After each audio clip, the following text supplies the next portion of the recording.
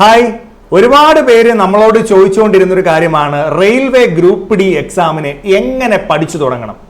നമ്മുടെ വീഡിയോയുടെയൊക്കെ റെയിൽവേയുമായി ബന്ധപ്പെട്ട വീഡിയോയുടെയൊക്കെ താഴെ കമന്റുകളായിട്ട് വന്നുകൊണ്ടിരുന്നൊരു ക്വസ്റ്റൻ ആണ്, റെയിൽവേ ഗ്രൂപ്പ് ഡി എക്സാമിന് എങ്ങനെ സാർ പ്രിപ്പയർ ചെയ്യാൻ പറ്റും, അതിന്റെ ടിപ്സ് ഒക്കെ ഒന്ന് പറഞ്ഞു തരാമോ എന്ന് ഒരുപാട് പേര് ചോദിച്ചിട്ടുണ്ട്.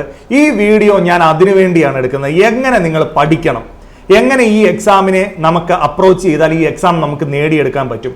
ഒരിക്കലും നിങ്ങൾക്ക് വേസ്റ്റ് ആവില്ല ഈ വീഡിയോ. കാരണം കൃത്യമായി ഞാൻ പറയുന്ന ആ ഒരു അപ്രോച്ചിൽ നിങ്ങൾ പഠിക്കുകയാണെങ്കിൽ നിങ്ങൾക്ക് ഈ വരുന്ന ഗ്രൂപ്പ് ഡി പരീക്ഷ നേടിയെടുക്കാനായിട്ട് സാധിക്കും.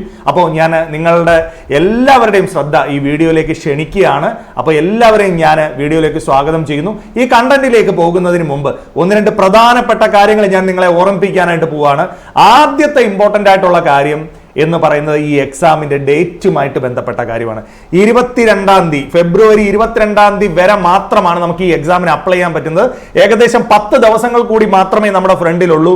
ആരെങ്കിലും അറിയാത്തവരുണ്ടെങ്കിൽ നിങ്ങൾ എന്ത് ചെയ്യുക, അവരിലൂടെ എത്തിക്കാൻ ശ്രമിക്കുക. അതായത് നിങ്ങളുടെ സുഹൃത്തുക്കളിലേക്കോ നിങ്ങളുടെ സഹോദരങ്ങളോ ഈ വിവരം അറിയാത്തവരുണ്ടെങ്കിൽ അവരെ അറിയിക്കുക. നിങ്ങൾ ഈ വീഡിയോ അവർക്ക് ഷെയർ ചെയ്ത് കൊടുക്കുക. അവരെ കൂടെ എന്ത് ചെയ്യുക, ഈ എക്സാമിലേക്ക് ബോധവാന്മാരാക്കാനായിട്ട് ശ്രമിക്കുക. ഇത് ഞാൻ വളരെ ഇമ്പോർട്ടൻ്റ് ആയിട്ട് പറയുന്നത് എന്താണെന്ന് ചോദിച്ചു കഴിഞ്ഞാൽ, ഈ എക്സാം എഴുതുന്നതിന്റെ ക്വാളിഫിക്കേഷൻ 10ാം ക്ലാസ് മാത്രമേ ഉള്ളൂ. ഈ പരീക്ഷയ്ക്ക് അപ്ലൈ ചെയ്യാനുള്ള ഏജ് എന്ന് പറയുന്നത് 36 വയസ്സ് വരെ ഉള്ളവർക്ക് അപ്ലൈ ചെയ്യാം. എന്ന് പറയുമ്പോൾ കേരളത്തിൽ LDC എഴുതിയ LGS എഴുതിയ എല്ലാ ആളുകൾക്കും ഈ എക്സാം എഴുതാൻ സാധിക്കും എന്നുള്ളത് വലിയ കാര്യമാണ്. റെയിൽവേയുടെ സൈഡിൽ നിന്ന് വന്നിട്ടുള്ള ഈ ഒരു ഓപ്പണിങ് നിങ്ങൾ പ്രയോജനപ്പെടുത്താൻ ശ്രമിക്കുക. പല ആളുകളും നിങ്ങളെ ഒരു പക്ഷേ പല രീതിയിൽ ഡിസപ്പോയിന്റഡ് ആക്കാം. അയ്യോ, ഇത് റെയിൽവേയുടെ സൈഡിൽ നിന്ന് വരുന്നതാണ്, ചിലപ്പോൾ കേരളത്തിലല്ലായിരിക്കും വരുന്നത് ജോലി കിട്ടുന്നത്, അല്ലെങ്കിൽ ഇപ്രാവശ്യം 35,000 വേക്കൻസിയേ ഉള്ളൂ എന്നൊക്കെ പറഞ്ഞ് ഒരു പക്ഷേ ഞാൻ പറയുന്നു വേക്കൻസി ഇംപ്രൂവ് ചെയ്യും. റെയിൽവേയുടെ പ്രത്യേകത എന്താ, ലിസ്റ്റിൽ വന്ന ജോലി കിട്ടാൻ 100% ഉറപ്പുണ്ട്. അല്ലെ, ലിസ്റ്റിൽ വന്നാൽ ജോലി കിട്ടാത്ത അവസ്ഥയല്ല. പിന്നെന്താണ്, നമുക്ക് കേരളത്തിലെ ചെന്നൈയിലെ എവിടെക്കെങ്കിലും ഒക്കെ നിയറസ്റ്റ് ആയിട്ടുള്ള പൊസിഷൻസിൽ നമുക്ക് ജോലിക്ക് കയറാം, സർവീസിലേക്ക് എൻ്റർ ചെയ്യാം, നമുക്ക് ഡിപ്പാർട്ട്മെന്റ് ടെസ്റ്റുകൾ എഴുതാം. ഇതെല്ലാം ഈ എക്സാമിന്റെ അഡ്വാൻറ്റേജ് ആണ്. അതുകൊണ്ട് തന്നെ ഈ അവസരം ഒരു കാരണവശാലും ആരെങ്കിലും നെഗറ്റീവ് ഒക്കെ പറയുന്നുണ്ടെങ്കിൽ അതൊന്നും കേട്ട് നിങ്ങൾ പോകാതെ നിങ്ങൾ ഉറപ്പായിട്ടും ഈ ഡേറ്റ് കൃത്യമായി മനസ്സിലാക്കി നിങ്ങളെയും നിങ്ങളുടെ സുഹൃത്തുക്കളെയും നിങ്ങളുടെ സഹോദരങ്ങളെയും കൃത്യമായിട്ട് നിങ്ങൾ എന്ത് ചെയ്യുക, അപ്ലൈ ചെയ്യിപ്പിക്കാനായിട്ട് ശ്രമിക്കുക. വളരെ പ്രധാനപ്പെട്ട ഒരു കാര്യം ഞാൻ പറഞ്ഞു, ഡേറ്റ് ആയിരുന്നു. 2, ഈ പരീക്ഷയുടെ 3 സ്റ്റേജുകൾ. അതിൽ ഏറ്റവും പ്രാധാന്യമുള്ളത് സ്റ്റേജ് 1 കമ്പ്യൂട്ടർ ബേസ്ഡ് 100 മാർക്കിന്റെ പരീക്ഷയാണ്. 2 പാർട്ടുകൾ പിന്നീട് വലിയ പ്രശ്നങ്ങളൊന്നുമില്ല. ഒന്നാണ് ഫിസിക്കൽ ടെസ്റ്റും അതുപോലെ തന്നെ മെഡിക്കൽ ഡോക്യുമെന്റ് വെരിഫിക്കേഷനുമാണ്. ഫിസിക്കൽ ടെസ്റ്റ് എന്ന് പറയുന്ന റണ്ണിങ് മാത്രം വരുന്ന ചെറിയ പരിപാടിയാണ്. Medical examination and document verification എന്ന് പറയുന്നത് ബുദ്ധിമുട്ടുള്ള കാര്യമൊന്നുമല്ല. എക്സാം ആണ്, 100 മാർക്കിന്റെ പരീക്ഷ. എങ്ങനെ ഒരുങ്ങണം, എങ്ങനെ പ്രിപ്പയർ ചെയ്യണം, പോകാം നമുക്ക് അതിലേക്ക്. എന്താണ് ഗ്രൂപ്പ് ഡി എക്സാമിന് പഠിക്കേണ്ട സബ്ജക്റ്റുകൾ? ഗ്രൂപ്പ് ഡി എക്സാമിന് പഠിക്കേണ്ട സബ്ജക്റ്റുകൾ ഈ വീഡിയോ ആദ്യമായി കാണുന്നവർ, റെയിൽവേയുടെ വീഡിയോ ആദ്യമായി കാണുന്നവരാണെങ്കിൽ നിങ്ങൾ മനസ്സിലാക്കുക, ഗ്രൂപ്പ് ഡിക്ക് വേണ്ടത് റീസണിങ് എന്ന് പറയുന്ന ഒരു സബ്ജക്റ്റ് 30 ക്വസ്റ്റ്യൻസിനുണ്ടാവും, 30 മാർക്ക്. സബ്ജക്റ്റിനെ കുറിച്ചൊക്കെ ഡീറ്റെയിൽ ആയിട്ട് ഞാൻ അങ്ങോട്ട് വരാം. പിന്നീട് എന്താ, general science subject physics, chemistry, biology 10ാം class വരെയുള്ള 25 ക്വസ്റ്റ്യൻസ് 25 മാർക്ക്.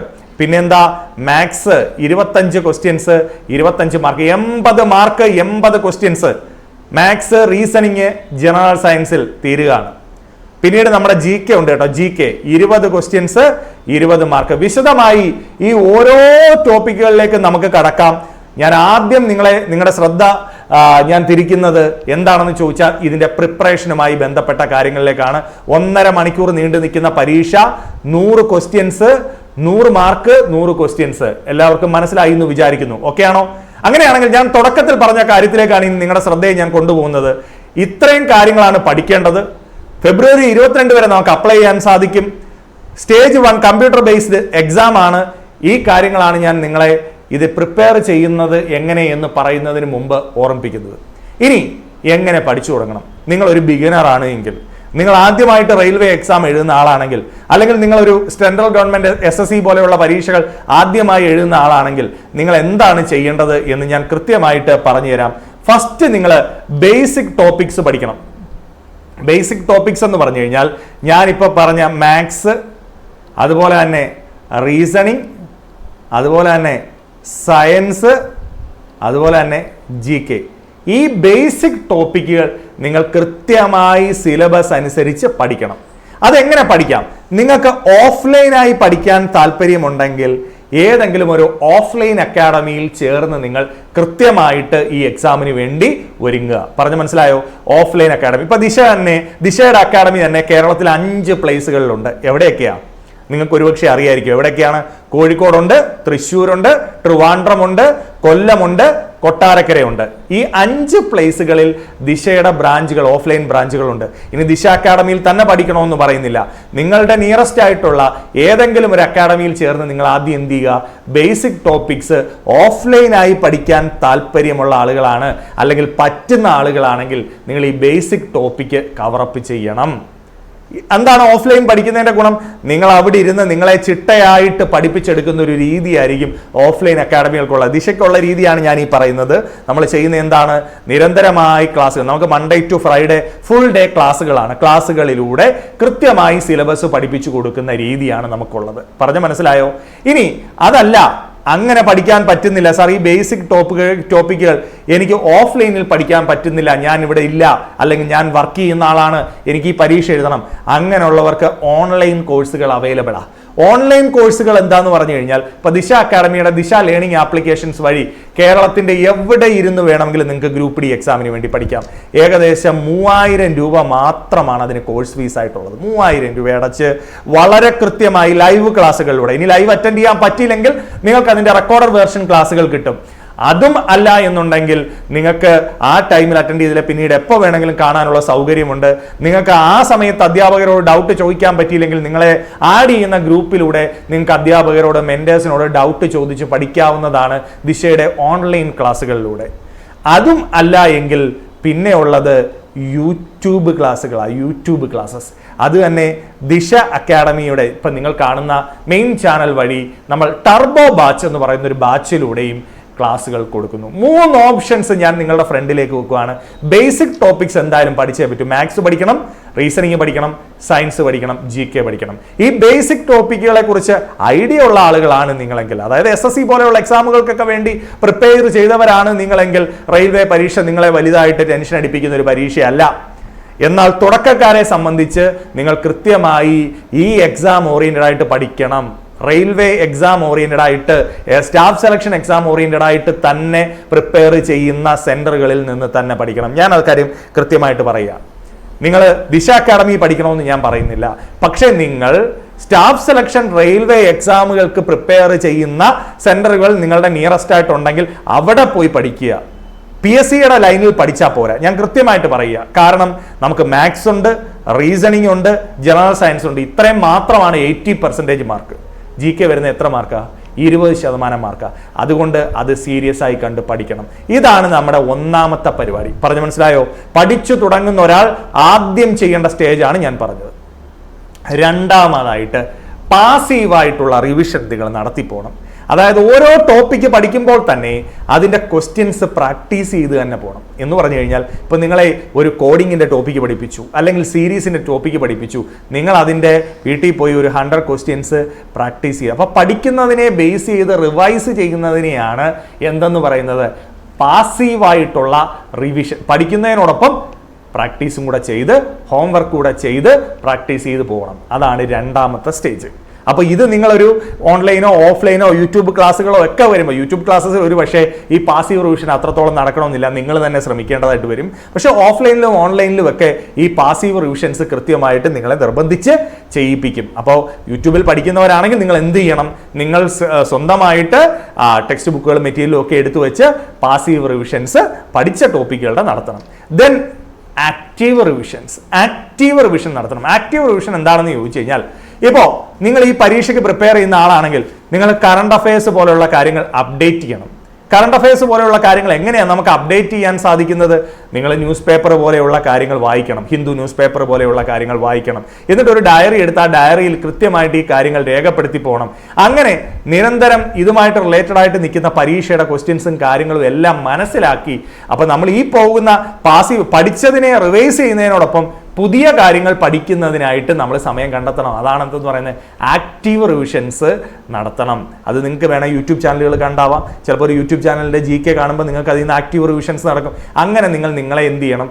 റിവൈസ് ചെയ്യണം. ദെൻ നാലാമതായിട്ട് പ്രീവിയസ് ഇയർ ക്വസ്റ്റ്യൻ അനാലിസിസ് നടത്തും. നമ്മൾ പഠിക്കുമ്പോൾ ചുമ്മാ ബ്ലൈൻഡായിട്ട് പഠിച്ചാൽ പോരാ. കഴിഞ്ഞ വർഷങ്ങളിൽ ലാസ്റ്റ് ഇയറുകളിൽ ഗ്രൂപ്പ് ഡിക്ക് ഏതൊക്കെ ഏരിയയിൽ നിന്ന് എങ്ങനെയൊക്കെയാണ് ക്വസ്റ്റ്യൻസ് ചോദിച്ചതെന്ന് കൃത്യമായി എന്ത് ചെയ്യണം, മനസ്സിലാക്കി പഠിക്കണം. പറഞ്ഞോ, മനസ്സിലായോ? നാലാമത്തെ കാര്യം മനസ്സിലായോ? ദെൻ അഞ്ചാമതായിട്ട് മോക്ക് എക്സാംസ് ചെയ്ത് പഠിക്കണം. ഇത് വളരെ ഇമ്പോർട്ടൻ്റാണ്. കാരണം നമ്മുടെ പരീക്ഷ ഓൺലൈൻ എക്സാം ആയതുകൊണ്ട് തന്നെ കമ്പ്യൂട്ടർ ബേസ്ഡ് മോക്ക് എക്സാംസ് ചെയ്ത് പ്രാക്ടീസ് ചെയ്തിട്ട് മാത്രമേ നിങ്ങൾ എന്ത് ചെയ്യാവൂ, നിങ്ങൾ എക്സാമിന് പോകൂ. ദിശ അക്കാഡമി ദിശയുടെ ലേണിംഗ് ആപ്ലിക്കേഷൻസ് വഴി മോക്ക് എക്സാംസ് കൊടുക്കുന്നുണ്ട്. അതുപോലെ തന്നെ മോക്ക് എക്സാംസ് കൊടുക്കുന്ന ഒരുപാട് ടെക്സ്റ്റ് ബുക്ക് പോലെയുള്ള ഒരുപാട് ആപ്ലിക്കേഷൻസ് ഉണ്ട്.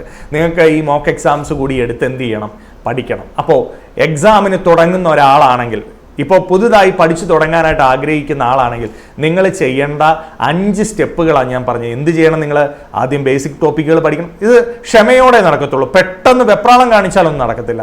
ബേസിക് ടോപ്പിക്കുകൾ കവറപ്പ് ചെയ്യണം. ആ പഠിക്കുന്നത് എന്ത് ചെയ്യണം, റിവൈസ് ചെയ്ത് പോകണം. കൂടാതെ പുതിയ ടോപ്പിക്കുകൾ കിട്ടുന്നതെല്ലാം അപ്ഡേറ്റ് ചെയ്ത് പോകണം. ദെൻ പ്രീവിയസ് ഇയർ ക്വസ്റ്റ്യൻസിന്റെ ഒരു അനാലിസിസ് നടത്തണം.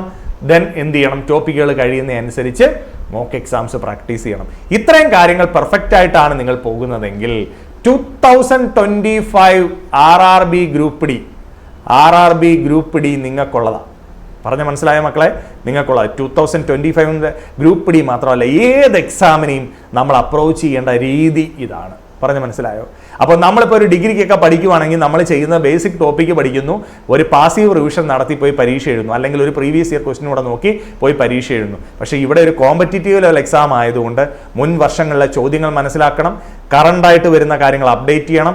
ഓൺലൈൻ മോക്ക് എക്സാംസ് എഴുതി നമ്മൾ നമ്മുടെ കൃത്യമായ ഒരു സ്ട്രാറ്റജി നമ്മൾ എന്ത് ചെയ്യണം, നമുക്കൊരു സ്ട്രാറ്റജി ഉണ്ടായിരിക്കണം. കാരണം എക്സാമിന് പോകുമ്പോൾ നമ്മൾ ഒരിക്കലും എന്ത് ചെയ്യാൻ പാടില്ല, നമ്മൾ ടെൻഷൻ ആവാൻ പാടില്ല. അതിനും വിട്ട് മോക്കൊക്കെ എഴുതി പ്രാക്ടീസ് ചെയ്ത് കൃത്യമായി നമ്മൾ എന്ത് ചെയ്യണം, എക്സാമിനെ സമീപിക്കണം. അല്ലാത്ത ദിവസം അന്നത്തെ ദിവസം രാവിലെ പോയി കമ്പ്യൂട്ടറിൽ പരീക്ഷ എഴുതാൻ പോകുന്നവരാണെങ്കിൽ, ഇപ്പോൾ PSC എഴുതി പഠിച്ചിട്ട് പോകുന്നവർ, OMR എക്സാം എഴുതി പോകുന്നവരാണ്. അപ്പോൾ അവർ അന്നത്തെ ദിവസം രാവിലെ പോയി കമ്പ്യൂട്ടറിൽ പരീക്ഷ എഴുതുവാണെങ്കിൽ ഒരുപക്ഷെ ആ ടെൻഷനും കൊണ്ട് നമുക്ക് ഉദ്ദേശിച്ചതുപോലെ പെർഫോം ചെയ്യാൻ പറ്റിയെന്ന് വരത്തില്ല. അപ്പം മസ്റ്റായിട്ടും ഇതെല്ലാം പ്രാക്ടീസ് ചെയ്ത് മാത്രമേ എന്ത് ചെയ്യാവൂ, പരീക്ഷയ്ക്ക് പോകാവൂ. എന്തെങ്കിലും ഡൗട്ട് ഉണ്ടെങ്കിൽ ദിശ അക്കാഡമിക്ക് ടർബോ ബാച്ചിന്റെ വാട്സപ്പ് ഗ്രൂപ്പുകളുണ്ട്. ഈ വീഡിയോയുടെ താഴെയും നമ്മുടെ വാട്സപ്പ് ഗ്രൂപ്പിന്റെ ലിങ്ക് നിങ്ങൾക്ക് ഇട്ടുതരാം. നിങ്ങൾക്ക് ഫ്രീ ആയിട്ട് ആ ഗ്രൂപ്പിൽ ജോയിൻ ചെയ്ത് എന്ത് ഡൗട്ടുകൾ ചോദിക്കാം, അതുപോലെ നിങ്ങൾക്ക് ക്ലാസ്സുകൾ കണ്ട് പഠിക്കുകയും ചെയ്യാം. ഓക്കെ, അപ്പോൾ ഇനി സബ്ജക്റ്റുകളിലേക്കാണ് ഞാൻ കിടക്കുന്നത്. മാത്സ് സബ്ജക്റ്റിൽ എന്തൊക്കെ കാര്യങ്ങൾ പഠിക്കണം മക്കളെ? മാത്സ് എന്ന് പറഞ്ഞു കഴിഞ്ഞാൽ നമ്മൾ നിസാരമായി തള്ളിക്കളയാൻ പറ്റില്ല. അത്യാവശ്യം കാര്യങ്ങൾ പഠിക്കണം. എന്താ? നമ്പർ സിസ്റ്റം എന്ന് പറഞ്ഞാൽ ഒരുപാട് കാര്യങ്ങളുണ്ട് അല്ലേ? നമ്മൾ നമ്പർ സിസ്റ്റവുമായിട്ട് ബന്ധപ്പെട്ട് ഒരുപാട് പല നമ്പേഴ്സിനെ പറ്റി പഠിക്കുന്നു. പ്രൈം നമ്പേഴ്സ് പഠിക്കുന്നുണ്ട്, നാച്ചുറൽ നമ്പർ, റിയൽ നമ്പർ, അങ്ങനെ ഒരുപാട് കാര്യം, ഫ്രാക്ഷൻ നമ്പേഴ്സിന്റെ അരിത്തമെറ്റിക് കാര്യങ്ങൾ, സിംപ്ലിഫിക്കേഷൻസ്, അങ്ങനെ ഒരുപാട് കാര്യങ്ങൾ നമ്പർ സിസ്റ്റവുമായി ബന്ധപ്പെട്ട്, നമ്പേഴ്സുമായി ബന്ധപ്പെട്ട് നമുക്ക് പഠിക്കാനായിട്ടുണ്ട്. ശരിയാണോ? Square root, cube root, squares, cube, ഇങ്ങനെ ഒരുപാട് കാര്യങ്ങൾ നമുക്ക് പഠിക്കണം. ബോർഡ് മാസ് റൂൾ വെച്ചുകൊണ്ടുള്ള ഓപ്പറേഷൻസ് പഠിക്കണം. ഡെസിമൽ നമ്പേഴ്സിനെ മാനേജ് ചെയ്യാൻ പഠിക്കണം. LCM HCF പഠിക്കണം. ഫ്രാക്ഷൻസ് പഠിക്കണം. ഇതൊക്കെ ബേസിക് കാര്യങ്ങളുമായി ബന്ധപ്പെട്ട് ഇത്തരം കാര്യങ്ങളെല്ലാം പഠിക്കണം. ഇനി ഇത് കൂടാതെ എന്തൊക്കെയാണ് നമ്മുടെ ടോപ്പിക്കുകൾ എന്ന് പറഞ്ഞു കഴിഞ്ഞാൽ നമ്മുടെ ബേസിക് ടോപ്പിക്കുകളായ ആവറേജ്, പെർസെൻറ്റേജ്, റേഷ്യോ, പ്രപ്പോർഷൻ, ഇങ്ങനെയുള്ള എല്ലാ ടോപ്പിക്കുകളും നമുക്കുണ്ട്. അതുപോലെ profit and loss, okay, time and distance, time and work, okay, simple interest, compound interest, ആൾജിബ്രയുമായിട്ട് ബന്ധപ്പെട്ടത്, ഇതൊക്കെ അഡ്വാൻസ്ഡ് മാത്സുമായിട്ട്, സ്റ്റാറ്റിസ്റ്റിക്സുമായിട്ട്, ജോമെട്രിയുമായിട്ട് ബന്ധപ്പെട്ട കാര്യങ്ങൾ, ക്ലോക്ക് ആൻഡ് കലണ്ടർ ഒക്കെ നമുക്ക് റീസണിങ്ങുമായിട്ട് ബന്ധപ്പെട്ടാണ്. Pipe and system, age calculations, ഇതൊക്കെയാണ് പ്രധാനമായിട്ടും മാത്സിൽ നിന്ന് വരുന്ന ഏരിയകൾ. പറഞ്ഞ മനസ്സിലായോ? അപ്പോൾ ഇതെല്ലാ ടോപ്പിക്കുകളും ഏകദേശം ഒരു 20-25 ടോപ്പിക്കുകളായിട്ട് തന്നെ ഉണ്ട്. ഈ ടോപ്പിക്കുകൾ ഓർഡർലി കൃത്യമായിട്ട് പഠിക്കണം. അതാണ് ഞാൻ പറഞ്ഞത്, നമ്മൾ എവിടെ നിന്നെങ്കിലും 2 വീഡിയോ ഒന്നും കണ്ട് പഠിച്ചാൽ പോരാ. ഓർഡർലി ഇത്രയും ബേസിക് ടോപ്പിക്കുകളിൽ നിന്നുള്ള ക്വസ്റ്റ്യൻസ് കണ്ടാൽ തിരിച്ചറിയുന്ന രീതിയിൽ ആ ക്വസ്റ്റ്യൻസുകളെ നമ്മൾ എന്ത് ചെയ്തിരിക്കണം, പഠിച്ചിരിക്കണം. മനസ്സിലായോ? അടുത്തത് റീസണിങ്. ഞാൻ തന്നെ എൻ്റെ ഒരു വീഡിയോയിൽ, ടർബോ ബാച്ചിൻ്റെ ഒരു വീഡിയോയിൽ ഏതൊക്കെ ടോപ്പിക്കുകൾ എങ്ങനെയൊക്കെ പഠിക്കണമെന്ന് പറഞ്ഞിട്ടുണ്ട്.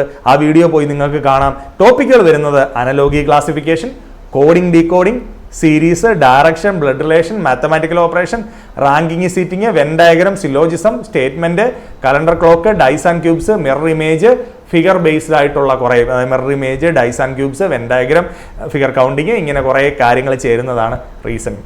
അപ്പോൾ റീസണിംഗ് എന്ന് പറഞ്ഞ സബ്ജക്റ്റ് എന്തുവാ? റീസണിംഗ് എന്ന് പറഞ്ഞ സബ്ജക്റ്റ് എന്ന് പറഞ്ഞു കഴിഞ്ഞാൽ നമ്മുടെ മെൻ്റൽ എബിലിറ്റിയെ അളക്കുന്ന സബ്ജക്റ്റാണ്. ഇപ്പോൾ നിങ്ങൾക്കറിയാം, നമ്മൾ ചെറിയ കുട്ടികൾക്കൊക്കെ നമ്മൾ ബാലരമ കളിക്കുടുക്കയൊക്കെ മേടിച്ചു കൊടുക്കുമ്പോൾ അതിനകത്ത് ചില കൊച്ചു കൊച്ചു പസിലുകളൊക്കെ ഉണ്ട്, അല്ലെങ്കിൽ പാറ്റേൺ മാച്ചിങ് ആയിട്ടുള്ള ഫിഗറുകളെ കണ്ടുപിടിക്കാനുണ്ട്, വഴി കാണിച്ചു കൊടുക്കുക എന്ന് പറഞ്ഞാൽ ഇതൊക്കെ എന്താ കുട്ടികളുടെ ചെയ്യുന്നത്? ലോജിക്കൽ തിങ്കിങ് ഇമ്പ്രൂവ് ചെയ്യും.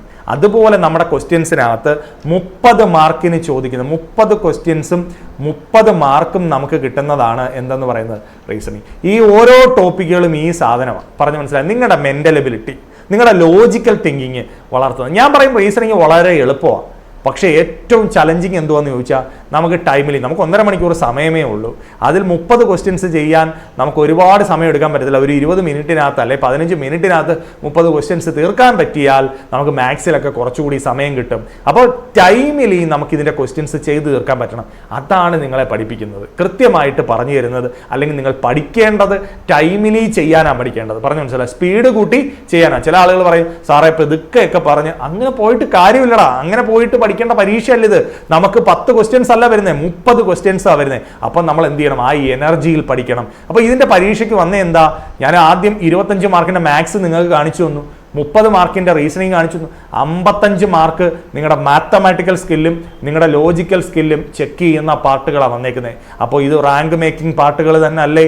ഈ 55 മാർക്ക് ക്ലിയർ ആയിട്ട് SSC ഒക്കെ പ്രിപ്പയർ ചെയ്യുന്ന ആളുകൾ, മുന്നേ പഠിച്ചുകൊണ്ടിരിക്കുന്ന ആളുകൾ, ഇതൊക്കെ നല്ല ബേസിക് ആയിട്ട് പഠിച്ചുകൊണ്ടിരിക്കുമ്പോൾ നമ്മൾ പുതുതായിട്ട് തുടങ്ങുന്നവർ കൃത്യമായി ഇത് മനസ്സിലാക്കി പഠിച്ചില്ല എന്നുണ്ടെങ്കിൽ നമുക്ക് കൃത്യമായി എക്സാം ക്രാക്ക് ചെയ്യാൻ പറ്റില്ല. അപ്പോൾ നിങ്ങൾ ഇൻവെസ്റ്റ് ചെയ്യുന്ന ടൈമിൽ വിത്ത് ടൈം നിങ്ങൾക്ക് എക്സാം ക്വാളിഫൈ ചെയ്യണമെങ്കിൽ ഈ 2 കാര്യങ്ങൾക്ക് നല്ല വെയിറ്റേജ് കൊടുത്ത് നിങ്ങൾ പഠിക്കണം. അതാണ് ഞാൻ നിങ്ങളെ ടോപ്പിക്ക് ഓരോന്നും ഓർമ്മിപ്പിച്ചത്. ഇനി ജനറൽ സയൻസ്. മക്കളെ, ജനറൽ സയൻസ് എന്ന് പറഞ്ഞു കഴിഞ്ഞാൽ ഫിസിക്സ്, കെമിസ്ട്രി, ബയോളജി, ഇതാണ് നമുക്കുള്ളത്. അതിൽ നിങ്ങൾ നോക്കണം, ഇത് ഓരോന്നും നമ്മുടെ 10ാം ക്ലാസ്സിൽ പഠിച്ച ടോപ്പിക്കുകളാണ്. Units and measurements, force and laws of motion, work energy, power, gravitation, pressure, sound, waves, heat, friction, light, reflection. ഇവിടെയാണ് ഇപ്പം മാത്സും റീസണിങ്ങിലും പലപ്പോഴും പല ആളുകളും ചിലപ്പോൾ ഈ വീഡിയോയുടെ താഴെ തന്നെ ചോദിക്കാൻ ചാൻസ് ഉണ്ട്, സാർ മലയാളത്തിൽ പ്രിപ്പയർ ചെയ്യാൻ പറ്റുമോ? മലയാളത്തിൽ പരീക്ഷ എഴുതാൻ പറ്റുമോ? മലയാളത്തിൽ പരീക്ഷ എഴുതാൻ പറ്റും. അങ്ങനെ മലയാളത്തിൽ അപ്ലൈ ചെയ്യുന്നവർക്ക് മലയാളത്തിലും ഇംഗ്ലീഷിലും ക്വസ്റ്റ്യൻ കാണും. എന്തുകൊണ്ടാണ് നമ്മൾ പലപ്പോഴും ക്ലാസ്സുകൾ എടുക്കുമ്പം ഇംഗ്ലീഷിൽ നിന്നുള്ള മീഡിയത്തിൽ, ഇപ്പം ഞാൻ ഈ പറഞ്ഞുകൊണ്ടിരിക്കുമ്പോഴും ഇംഗ്ലീഷിലുള്ള ടോപ്പിക്ക് ഡിസ്കസ് ചെയ്യുന്നതെന്ന് ചോദിച്ചാൽ നമ്മുടെ കയ്യിലുള്ള പ്രീവിയസ് ഇയർ ക്വസ്റ്റ്യൻസും നമുക്ക് മാക്സിമം ചെയ്തു നോക്കാനുള്ള പ്രീവിയസ് ഇയർ ക്വസ്റ്റ്യൻസും അതുപോലെ മോക്ക് എക്സാംസുകൾ, ഇപ്പം നിങ്ങളിപ്പോൾ ടെക്സ്റ്റ് ബുക്കിൻ്റെയോ ഏതിൻ്റെ ഏജൻസിയുടെയോ നിങ്ങൾ മോക്ക് സീരീസ് ഒക്കെ മേടിച്ചാൽ ഇതെല്ലാം ഇംഗ്ലീഷിലുള്ളതായിരിക്കും. മലയാളത്തിൽ നിങ്ങൾക്ക് സഫീഷ്യൻ്റ് ആയിട്ട് പ്രാക്ടീസ് ഒരു പക്ഷേ നടക്കാതെ വരും. അതുകൊണ്ടാണ് നിങ്ങൾ സിമ്പിളായിട്ട് ഇതിൻ്റെ ടേമുകൾ ഒരു ക്ലാസ്സിൽ പോയി കൃത്യമായിട്ട് അല്ലെങ്കിൽ പറഞ്ഞു തരുന്നതനുസരിച്ച് കൃത്യമായി പഠിക്കുക. അപ്പം മലയാളം എന്ന് ചിന്തിച്ചിരിക്കുമ്പോൾ നമ്മൾ ബാക്കിലേക്ക് വരാനുള്ള ചാൻസ് ഉണ്ട് എന്ന് ഞാൻ നിങ്ങളെ ഓർമ്മിപ്പിച്ചതാണ്. അപ്പോൾ ഇതിനകത്ത് ടോപ്പിക്കുകൾ നിങ്ങൾ നോക്ക്: units and measurement, force of motion, work energy, power, pressure, sound, waves, heat, friction. ഇതൊക്കെ 10ാം ക്ലാസ്സിൽ നമ്മൾ കേട്ടതല്ലേ? Chemistry, atoms, modules, structure of atom, chemical equations, elements, chemical bonding, ഇതൊക്കെ നമ്മൾ 10ാം ക്ലാസ്സിൽ പഠിച്ചതാ. ജനറ്റിക്സ്, ഇങ്ങനെ ഒരുപാട് ബോട്ടണി, ബയോളജി ആയിട്ട് ബന്ധപ്പെട്ട ഒരുപാട് കാര്യങ്ങളാണ് ഇതിനകത്ത് കിടക്കുന്നത്. അപ്പം ഞാനിതൊന്നും പറയുന്നില്ല. കാരണം എന്താണെന്ന് ചോദിച്ചു കഴിഞ്ഞാൽ ഈ ടോപ്പിക്കുകൾ നിങ്ങളൊന്ന് നോട്ട് ചെയ്ത് നോക്കുക. ഫിസിക്സ്, കെമിസ്ട്രി, ബയോളജി 25 ക്വസ്റ്റ്യൻസ് ഉണ്ട്, 25 മാർക്കുണ്ട്. അതുകൊണ്ട് ഇത് പഠിക്കാതിരിക്കാൻ യാതൊരു നിർവാഹവുമില്ല. നമ്മൾ സയൻസ് പഠിച്ചേ പറ്റൂ, സയൻസ് വെയിറ്റേജ് കൊടുത്ത് പഠിച്ചേ പറ്റൂ. കാരണം 25 ക്വസ്റ്റ്യൻ ചോദിക്കുമെന്ന് നമുക്ക് കറക്റ്റായിട്ട് ഉറപ്പുണ്ട്, വ്യക്തതയുണ്ട്. അതുകൊണ്ട് തന്നെ ഈ ഒരു പാർട്ട് എന്ത് ചെയ്യണം? നമ്മൾ പഠിക്കണം. അപ്പോൾ പറഞ്ഞത് മനസ്സിലായോ? അപ്പം മാത്സ് പഠിക്കണം, റീസണിങ് പഠിക്കണം, സയൻസ് പഠിക്കണം. ഇനി എന്തുവാ നമുക്കുള്ളത്? General awareness. ജനറൽ അവയർനെസ്സിനകത്ത് എന്തൊക്കെ കാര്യങ്ങളാണ് ഉള്ളത്? ആർട്ട് ആൻഡ് കൾച്ചർ ഉണ്ട്. കറണ്ട് അഫയേഴ്സ് ആണ് വളരെ ഇമ്പോർട്ടൻ്റ് ആയിട്ട് തന്നിരിക്കുന്നത്. ജനറൽ അവയർനെസ് എന്ന് പറയുമ്പോൾ കറണ്ട് അഫയേഴ്സിന് നല്ല പ്രാധാന്യമുണ്ട്. അവാർഡുകൾ, അത് കമ്മിറ്റീസ്, നാഷണൽ അഫയേഴ്സ്, അതുപോലെ തന്നെ ഡിഫൻസുമായിട്ട് ബന്ധപ്പെട്ടത്, അതുപോലെ സ്കീമുകൾ, സ്പോർട്സ്. ഞാനിത് പറയുന്നത് എന്താണെന്ന് വെച്ച് കഴിഞ്ഞാൽ ഇപ്പോൾ പല ആളുകളും ന്യൂസ് പേപ്പർ വായിക്കത്തില്ല. ഇപ്പോൾ ഈ വീഡിയോ കാണുന്ന പല ആളുകളും ഡെയിലി ഉള്ള ന്യൂസ് പേപ്പേഴ്സ് വായിക്കുന്നവരായിരിക്കത്തില്ല. എന്താ കാര്യം? കാരണം നമ്മൾ പ്രധാനപ്പെട്ട കാര്യങ്ങളൊക്കെ തലേന്ന് തന്നെ അറിഞ്ഞു. സോഷ്യൽ മീഡിയ വഴി, ഫേസ്ബുക്ക് വഴി, വാട്സപ്പ് വഴി, ഇൻസ്റ്റ വഴി നമ്മൾ അറിഞ്ഞു. അപ്പോൾ പിന്നെ എന്തിനാണ് സാർ ന്യൂസ് പേപ്പർ വായിക്കുന്നത്? ന്യൂസ് പേപ്പറിൽ മാത്രം വരുന്ന ചില ഇമ്പോർട്ടൻ്റ് ആയിട്ടുള്ള കാര്യങ്ങളുണ്ട്. അതാണ് ഈ സ്കീമുകൾ, സ്പോർട്സ് കമ്മിറ്റീസ്, ഇങ്ങനെയൊക്കെയുള്ള അവാർഡുകൾ. ഇതൊക്കെ നമുക്ക് ന്യൂസ് പേപ്പറിൽ നിന്ന് മാത്രം കിട്ടുന്ന കുറേ കാര്യങ്ങളുണ്ട്. പറഞ്ഞ് മനസ്സിലായോ? അപ്പോൾ അതുകൊണ്ട് മസ്റ്റായിട്ട് നിങ്ങൾ എന്ത് ചെയ്യുക, ന്യൂസ് പേപ്പർ വായിച്ച് കറണ്ട് അഫയേഴ്സ് അപ്ഡേറ്റ് ചെയ്യുക. ഞാൻ പറഞ്ഞു, ഒരു ഡയറി എടുത്തു വെച്ച് ഓരോ ദിവസത്തെയും പ്രധാനപ്പെട്ട കാര്യങ്ങൾ, അത് ഹിന്ദു ന്യൂസ് പേപ്പർ വായിക്കാമെങ്കിൽ ഏറ്റവും നല്ലതാണ്. നാഷണൽ ബേസ്ഡ് ആയിട്ടുള്ള എല്ലാ കാര്യങ്ങളും കിട്ടും. പിന്നെ ജോഗ്രഫി ഉണ്ട് മക്കളെ, ഹിസ്റ്ററി ഉണ്ട്, പൊളിറ്റി ഉണ്ട്, എക്കണോമിക്സ് ഉണ്ട്. ദിശയുടെ യൂട്യൂബ് ചാനലിൽ തന്നെ ഇതിൻ്റെയൊക്കെ നിരവധി ക്ലാസ്സുകളുണ്ട്. സംശയം ഉണ്ടെങ്കിൽ നിങ്ങൾ കയറി കണ്ടു നോക്ക്. ഇനി നമ്മുടെ ടർബോ ബാച്ചിലൂടെയും ഇതിൻ്റെ ക്ലാസ്സുകൾ ആവശ്യത്തിന് നിങ്ങൾക്ക് കിട്ടും. അപ്പോൾ എന്ത് ചെയ്യുക, അപ്പോൾ ഇത് ജനറൽ അവയർനെസ് പഠിക്കുന്നവർ history, geography, polity, economics, current affairs, static GK പോലുള്ള കാര്യങ്ങളൊക്കെ പഠിച്ചോ എന്ന് ഉറപ്പുവരുത്തുക. അപ്പോൾ ഈ 4 സബ്ജക്റ്റുകൾ പഠിക്കണം. അതിൻ്റെ ബേസിക് ഫൗണ്ടേഷൻ പഠിക്കുക എന്നുള്ളത് തന്നെയാണ് ഒരു തുടക്കക്കാർ ആദ്യം ചെയ്യേണ്ട പരിപാടി. ഞാൻ ഈ വീഡിയോയിൽ ഏറ്റവും കൂടുതൽ ശ്രദ്ധിക്കുന്നത് ബിഗിനേഴ്സ് ആയിട്ടുള്ള ആളുകൾ എങ്ങനെ പഠിക്കണമെന്നാണ്. പഠിച്ചു കഴിഞ്ഞവരുടെ കാര്യമല്ല പറയുന്നത്. അപ്പോൾ ബിഗിനേഴ്സ് ആയിട്ട് പഠിച്ചുകൊണ്ടിരിക്കും, ഇപ്പോൾ SSC ഒക്കെ പ്രിപ്പയർ ചെയ്തുകൊണ്ടിരിക്കുന്നവർക്ക് അറിയാം എങ്ങനെയാണ് പഠിക്കേണ്ടതെന്ന്. പക്ഷെ തുടക്കക്കാരായിട്ട് ഈ പരീക്ഷയ്ക്ക് വരുന്നവരാണെങ്കിൽ നിങ്ങൾ കൃത്യമായിട്ട് നിങ്ങളുടെ ബേസിക് അപ്ഡേറ്റ് ചെയ്യേണ്ടതായിട്ടുള്ള കാര്യമുണ്ട്. ഞാൻ പറഞ്ഞു, ഞാൻ ഈ ഒരു വീഡിയോ കൂടി മാത്രമേ റെയിൽവേ ഗ്രൂപ്പ് ഡിയുമായി ബന്ധപ്പെട്ട് നിങ്ങളോട് പറയുള്ളൂ. കാരണം ഒരുപാട് ചാനലുകളിലൊക്കെ വെറുതെ കിടന്ന് കുറേ വീഡിയോസൊക്കെ കാണുന്നുണ്ട്. അപ്പോൾ എനിക്ക് അങ്ങനെ പറഞ്ഞുകൊണ്ടിരിക്കണമെന്ന് താല്പര്യമില്ല. കുറേ പേര് ചോദിച്ചു, സാർ എങ്ങനെയാണ് ഇതിനെ പ്രിപ്പയർ ചെയ്യേണ്ടതെന്ന് ചോദിച്ചു, എന്തൊക്കെയാണ് പഠിക്കേണ്ടതെന്ന് ചോദിച്ചു. അങ്ങനെയുള്ള കാര്യങ്ങൾ ഞാൻ നിങ്ങളോട് പറഞ്ഞു. ഈ കാര്യങ്ങളാണ് പഠിക്കേണ്ടത്. ഈ കാര്യങ്ങൾ പഠിക്കാൻ ദിശ അക്കാഡമി നിങ്ങളെ എങ്ങനെ ഹെൽപ്പ് ചെയ്യും? ബാക്കിയുള്ളവരുടെ കാര്യമൊന്നും എനിക്കറിയില്ല. ദിശ അക്കാഡമി നിങ്ങളെ 3 രീതിയിൽ ഹെൽപ്പ് ചെയ്യും. ആ 3 രീതികളാണ് ഏറ്റവും പ്രാധാന്യം. ഒന്ന് എന്ന് പറയുന്നത് ഞാൻ പറയാം. അതിലേക്ക് പോകുന്നതിന് മുമ്പ് നമ്മുടെ ഫിസിക്കൽ എഫിഷ്യൻസി സ്റ്റാൻഡേർഡ് ടെസ്റ്റിന് വേണ്ട കാര്യങ്ങൾ കൂടെ ഒന്ന് സൂചിപ്പിച്ചോട്ടെ. 3 രീതിയിൽ നമുക്ക് എക്സാമിന് പ്രിപ്പയർ ചെയ്യാം. ഞാനത് പറഞ്ഞു തരാം. മെയിൽ കാൻഡിഡേറ്റ്സ് ആണ് ഫിസിക്കൽ എഫിഷ്യൻസി ടെസ്റ്റ് എന്ന് പറഞ്ഞാൽ 35 കിലോ വെയിറ്റ് എടുത്തുകൊണ്ട് 100 മീറ്റർ പോകണം 2 മിനിറ്റ് സമയത്ത്. അതുപോലെ തന്നെ 1000 മീറ്റർ 4 മിനിറ്റ്, ഒരുപാട് ദൂരമല്ലോ 1000 മീറ്റർ എന്ന് പറയുമ്പോൾ, 4 മിനിറ്റ് 15 സെക്കൻഡിൽ ഓടണം മെയിൽ കാൻഡിഡേറ്റ്സ്. 20 കിലോ വെയിറ്റ് എടുത്തുകൊണ്ട് 100 മീറ്റർ പോയാൽ മതി, 2 മിനിറ്റിൽ പോകണം. അതുപോലെ 1000 മീറ്റർ ഓടണം, 5 സമയം കുറച്ചുകൂടെ കൂടുതലുണ്ട് ബോയ്സിനേക്കാൾ, 5 മിനിറ്റ് 40 സെക്കൻഡ്സ് എടുത്തുകൊണ്ട്. ഇത്രയുമാണ് ഫിസിക്കൽ ടെസ്റ്റ് എന്ന് പറയുന്നത്. ഇതൊരു വലിയ ടെസ്റ്റ് ഒന്നും അല്ല. അത്യാവശ്യം രാവിലെ എണീറ്റ് ഓടുന്നവരോ അല്ല ഫിസിക്കൽ എഫിഷ്യൻസി ഉള്ളവരെ സംബന്ധിച്ച് ഇത് നിസ്സാരമായി പറ്റുന്നേ ഉള്ളൂ. പക്ഷേ ടെൻഷൻ കാണിച്ച് അവസാന സമയത്ത് ഓവർ വെപ്രാളം കാണിക്കാതിരുന്നാൽ മതി. ഇത് കൃത്യമായിട്ട് നിങ്ങൾക്ക് എന്ത് ചെയ്യാം, കംപ്ലീറ്റ് ചെയ്യാൻ പറ്റുന്നതേ ഉള്ളൂ. അപ്പോൾ ഞാൻ പറഞ്ഞ കാര്യത്തിലേക്ക് വരികയാണ്. നമുക്ക് 3 രീതിയിൽ ദിശ academy RRB group D exam prepare ചെയ്യുന്നവരെ ഹെൽപ്പ് ചെയ്യാനായിട്ട് ഉദ്ദേശിക്കുന്നുണ്ട്. ദ ഫസ്റ്റ് തിങ്, ദിശ അക്കാഡമിയുടെ യൂട്യൂബ് ചാനൽ വഴി പോകുന്ന ടർബോ ബാച്ചിന്റെ ക്ലാസ്സുകൾ ഒന്നും മിസ് ചെയ്യാതെ പഠിച്ചോ.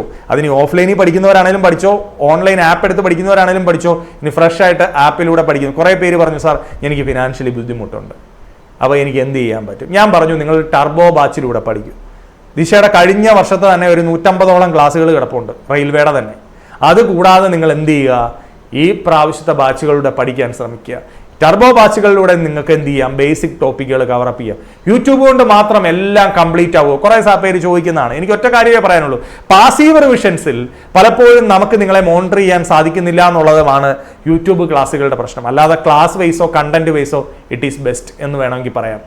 അതായത് കേരളത്തിൽ ഇന്ന് ഏറ്റവും ബെസ്റ്റായിട്ട് റെയിൽവേയുടെ ക്ലാസ്സുകൾ നിങ്ങൾ മറ്റ് അക്കാഡമികളുടെ ക്ലാസ്സുകളുമായിട്ടൊന്ന് കമ്പയർ ചെയ്ത് നോക്കിക്കോ. കൃത്യമായി യൂട്യൂബ് ചാനൽ വഴി വളരെ വൃത്തിയായിട്ട് ടർബോ ബാച്ചിലൂടെ നിങ്ങൾക്ക് വേണ്ട ക്ലാസ്സുകൾ കംപ്ലീറ്റ് ആയിട്ട് തരും. ഇനി അതല്ല, ഓൺലൈനായി പഠിക്കാം. കേരളത്തിലോ കേരളത്തിന് വെളിയിലോ നിങ്ങൾ എവിടെയാണെങ്കിലും നിങ്ങൾക്ക് പഠിക്കാനുള്ള സൗകര്യമുണ്ട്. ദിശ ലേണിംഗ് ആപ്ലിക്കേഷൻ നിങ്ങൾ ഗൂഗിളിൻ്റെ, അതായത് ആപ്പിൾ ഫോൺ ഉപയോഗിക്കുന്നവരാണെങ്കിലും ആൻഡ്രോയിഡ് ഫോൺ ഉപയോഗിക്കുന്നവരാണെങ്കിലും നിങ്ങൾക്ക് എന്ത് ചെയ്യാം, ഗ്രൂപ്പ് ഡി കോഴ്സ് നിങ്ങൾക്ക് നിങ്ങളുടെ വീട്ടിലിരുന്ന് പഠിക്കാം. ഇതിന് ഒരു ആക്റ്റീവ് റിവിഷനും പാസീവ് റിവിഷനും ബേസിക് ടോപ്പിക് കവറേജും അക്കാഡമിക്ക് നടത്താനായിട്ട് സാധിക്കും. കാരണം അക്കാഡമി ഇതിന് മെൻറ്റേഴ്സിനെ അലൗട്ട് ചെയ്തിട്ടുണ്ട്, അധ്യാപകരെ അലൗട്ട് ചെയ്തിട്ടുണ്ട്. അവർ വഴി കൃത്യമായിട്ട് നിങ്ങൾക്ക് ലൈവ് ക്ലാസ്സുകളിലൂടെ പഠിക്കാം. ലൈവ് അറ്റൻഡ് ചെയ്യാൻ പറ്റിയില്ലെങ്കിൽ അതിൻ്റെ റെക്കോർഡഡ് വേർഷൻ ക്ലാസ്സുകൾ അവൈലബിൾ ആണ്. നിങ്ങൾക്ക് ഈ നമ്പറിൽ കോൺടാക്ട് ചെയ്ത് ഈ കോഴ്സ് ഉടനെ തന്നെ പർച്ചേസ് ചെയ്ത്, ഒരുപാട് കേരളത്തിൽ നിരവധി വിദ്യാർത്ഥികൾ പഠിക്കുന്നുണ്ട്, നിങ്ങൾക്ക് ഈ അവസരം ഉപയോഗിക്കാം. വളരെ ചെറിയ ഫീസിൽ നിങ്ങൾക്ക് ഈ എക്സാമിന് എൻറോൾ ചെയ്ത് പഠിക്കാവുന്നതാണ്. ഇനി ദിശയുടെ ഓഫ്ലൈൻ ബാച്ചുകളിൽ പഠിക്കാൻ ആഗ്രഹിക്കുന്നവർക്ക്, കേരളത്തിന്റെ പല ഭാഗത്തു നിന്നുള്ള വിദ്യാർത്ഥികൾ പഠിക്കുന്നുണ്ട്. കൊല്ലം, കൊട്ടാരക്കര, തൃശ്ശൂർ, കാലിക്കറ്റ്, ട്രിവാൻഡ്രം അക്കാഡമികളുടെ നമ്പർ ഞാനിവിടെ കൊടുത്തിട്ടുണ്ട്. നിങ്ങൾക്ക് വിളിക്കാം, പുതിയ ബാച്ചുകൾ ആരംഭിച്ചിട്ടുണ്ട്. ഗ്രൂപ്പ് ഡിക്ക് വേണ്ടിയിട്ടുള്ള സ്പെഷ്യൽ ബാച്ചുകൾ എല്ലാ അക്കാഡമികളും സ്റ്റാർട്ട് ചെയ്തിട്ടുണ്ട്. ഒട്ടും സമയം കളയാതെ നിങ്ങളുടെ അഡ്മിഷൻ ഉറപ്പാക്കി പഠിക്കാനായിട്ട് ശ്രമിക്കുക. അപ്പോൾ ദിശ അക്കാഡമി വളരെ ആവേശത്തോടു കൂടിയാണ് RRB ഗ്രൂപ്പ് ഡി 2025 പരീക്ഷയെ കാണുന്നത്. ടർബോ ബാച്ചിലൂടെയും ഓൺലൈൻ ബാച്ചിലൂടെയും ഓഫ്ലൈൻ ബാച്ചിലൂടെയും കേരളത്തിലെ എല്ലാ ആളുകളെയും കൃത്യമായി റെയിൽവേ എക്സാമിലേക്ക് എത്തിക്കുക എന്നുള്ളതാണ് ദിശ അക്കാഡമിയുടെ ലക്ഷ്യം. അപ്പോൾ ഈ വീഡിയോ നിങ്ങൾക്ക് പ്രയോജനപ്പെട്ടിട്ടുണ്ടെങ്കിൽ നിങ്ങൾ മറ്റുള്ളവരിലേക്ക് ഷെയർ ചെയ്ത് കൊടുക്കുക. വീഡിയോ ഇഷ്ടമായെങ്കിൽ ഒരു ലൈക്ക് ചെയ്യുക. അതുപോലെ തന്നെ നിങ്ങളുടെ സംശയങ്ങൾ എന്തെങ്കിലും ഉണ്ടെങ്കിൽ അത് കമൻറ്റുകളായി ചോദിക്കുക. Okay, thank you, all the best.